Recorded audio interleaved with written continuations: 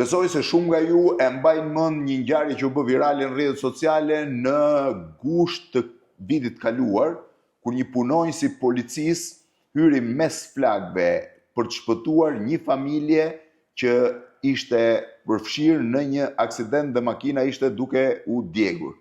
E kam këtu punonjësin e policisë Klajdi, ne e kishim përzgjedhur për personazhet e vitit, por ai nuk mund të ishte prezent për arsye se ishte në një trajnim policor, pra për shkollën e policisë në Turqi. Klajdi, mirë se erdhe një herë. Nga je me origjinë? Me origjinë Mallakastriot, nga i fshati Mallakastrës.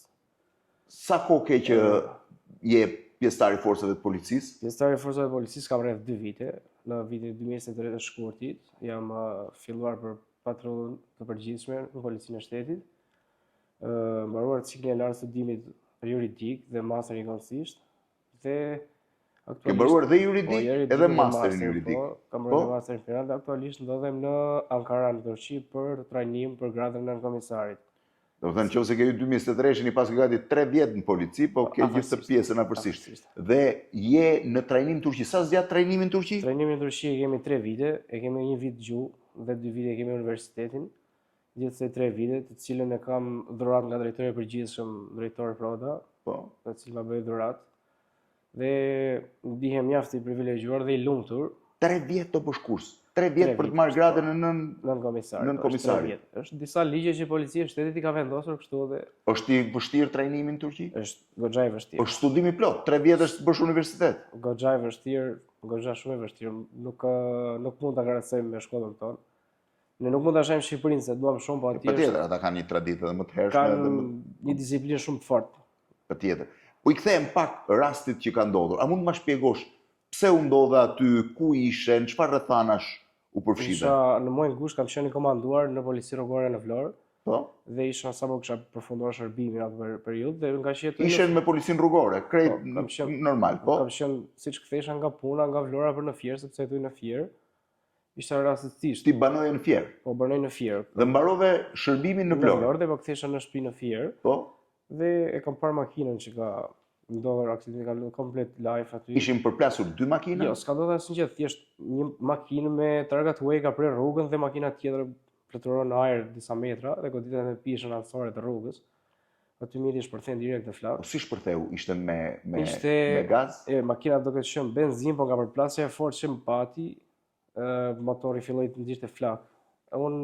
Sa veta kishte brenda në makinë? Makina kishte 4 persona, me sa ka marrë vesh më vonë, pastaj ka qenë djali me babai, djali, nipi dhe një i afërm tjetër i tyre, i cilin djali 15 vjeç ka ndrorë jetë që nuk e ngushëlloi dhe familjen, është një angjëll, s'kemi të flasim më shumë.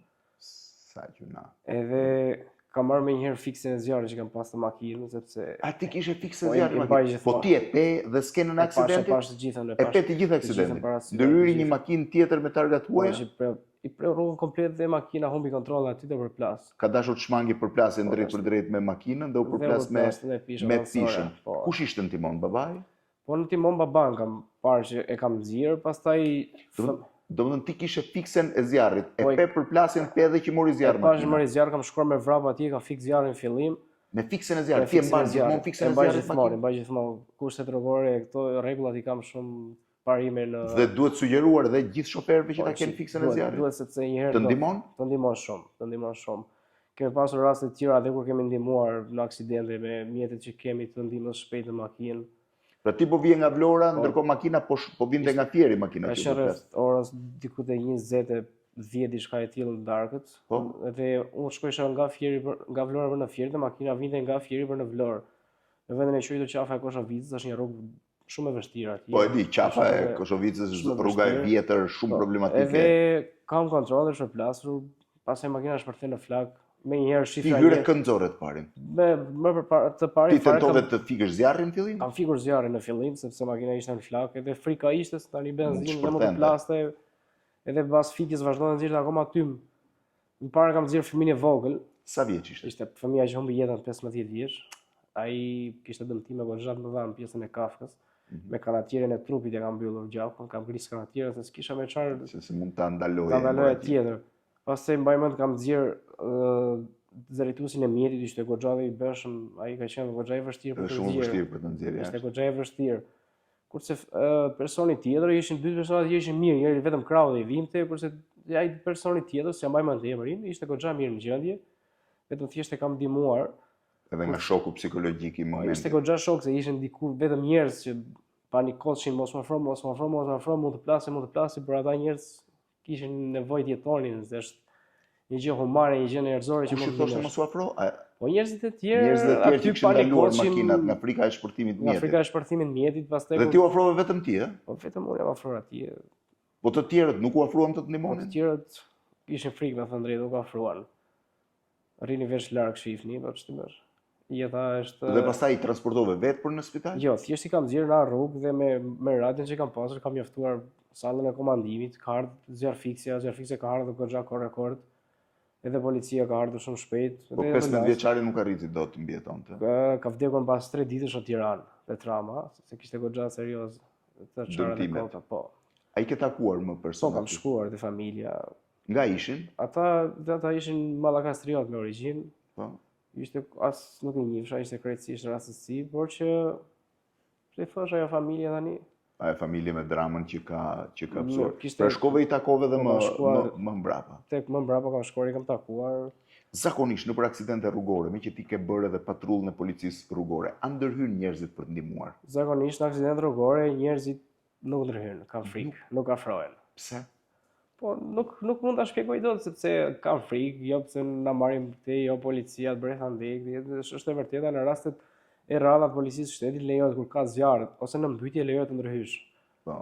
Siç dhe ishte rasti dhe im. Nëse rastet e tjera njerëzit paragjikojnë, jo, prica të lvi ambulanca, jo mos i kap, tani. Mos e prek, jo, kanë dhe një lloj drejte se po lëvizë do të kesh trajnim, ti ke trajnim për dëndimin e parë? Neve kemi trajnim për dëndimin e parë, sepse në policinë, Akademinë e Policisë kemi bërë KNP-n, është kardiolog dhe muskulore që mundet të ndërhyjmë.